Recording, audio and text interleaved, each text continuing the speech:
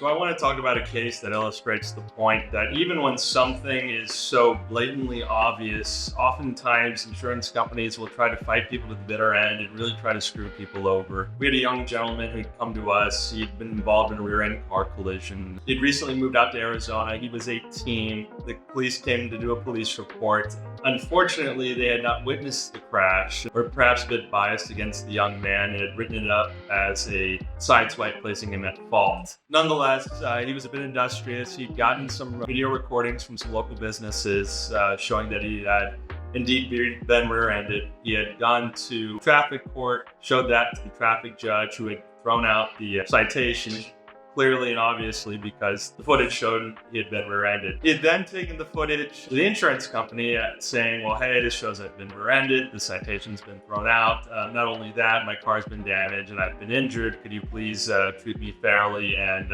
compensate me for the injuries, the damage to the vehicle? Well, lo and behold, they denied his claim. So that's when he came to us. We decided to take the case. In the meantime, even more footage had come in and showing the person had been rear-ended. There were several videos clearly showing this young gentleman had been rear-ended. Nonetheless, even after we had jumped on the case, the insurance company decided they were willing to fight this thing to the bitter end despite numerous videos clearly showing that this young gentleman had been rear-ended. So we went ahead, we filed suit. Long story short, the insurance company, rather than treating this kid fairly and paying him fairly for his injuries and his vehicle, they decided to spend thousands of dollars on a crash reconstructionist expert who, in more or less fashion, stated, don't believe your lying eyes, this is not a rear-ender. Arbitrator decided that person who they spent thousands of dollars on added absolutely nothing, and that this kid, as the video had shown, had been rear-ended and he was fully compensated in the end. But